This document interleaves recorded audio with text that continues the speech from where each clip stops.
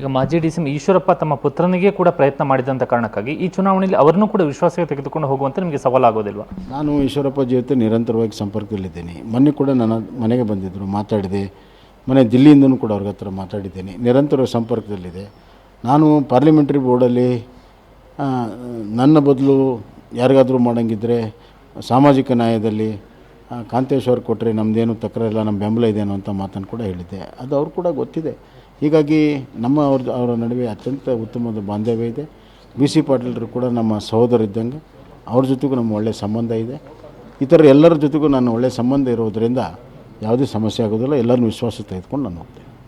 ಇಲ್ಲಿಗ ಆನಂದ್ ಗಡ್ಡದೇವರಮಠ ಹಾವೇರಿಯಲ್ಲಿ ಕಾಂಗ್ರೆಸ್ ಅಭ್ಯರ್ಥಿ ಆಗ್ತಾ ಇದ್ದಾರೆ. ಕಾಂಗ್ರೆಸ್ನ ಗ್ಯಾರಂಟಿ ಘೋಷಣೆಗಳು ಲೋಕಸಭಾ ಚುನಾವಣೆ ಕೂಡ ಮುಂದುವರಿದಿದೆ. ಹೀಗಾಗಿ ಈ ವಿಚಾರ ನಿಮಗೆ ಸವಾಲಾಗೋದಿಲ್ವ? ಅದು ನೋಡಿ, ಕಾಂಗ್ರೆಸ್ಸಿನ ಗ್ಯಾರಂಟಿ ಯೋಜನೆಗಳು ಭ್ರಮನಿರಸನ ಆಗಿದೆ. ಭಾಳಷ್ಟು ಜನಕ್ಕೆ ಅದು ಮುಟ್ಟಿಲ್ಲ ಮತ್ತು ಸಮರ್ಪಕವಾಗಿ ಮುಟ್ಟಿಲ್ಲ. ಅವ್ರು ಹೇಳಿದ್ದೊಂದು ಮಾಡಿದ್ದೊಂದಾಗಿದೆ. ಇದು ಜನರಿಗೆ ಅನುಭವಕ್ಕೆ ಬಂದಿದೆ ಈಗ. ಹೀಗಾಗಿ ಗ್ಯಾರಂಟಿ ಏನು ಭಾಳ ದೊಡ್ಡ ಸವಾಲಾಗೋದಿಲ್ಲ.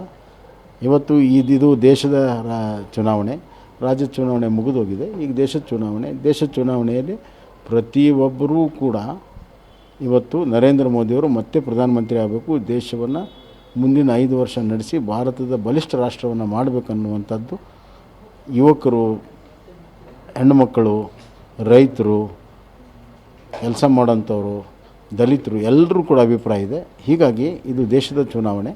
ನನಗೆ ಸಂಪೂರ್ಣವಾಗಿ ವಿಶ್ವಾಸ ಇದೆ. ಎಲ್ಲ ವರ್ಗದ ಜನ ಬೆಂಬಲ ನಾನು ಕೊಡ್ತಾರೆ. ಹಾಗಾದರೆ ಈ ಚುನಾವಣೆಯಲ್ಲಿ ಸ್ಪರ್ಧೆ ನಿಮ್ಮ ಆಯ್ಕೆಯಲ್ಲ, ಪಕ್ಷದ ಆಯ್ಕೆ? ಇದು ಖಂಡಿತವಾಗಿ ಪಕ್ಷದ ಆಯ್ಕೆ.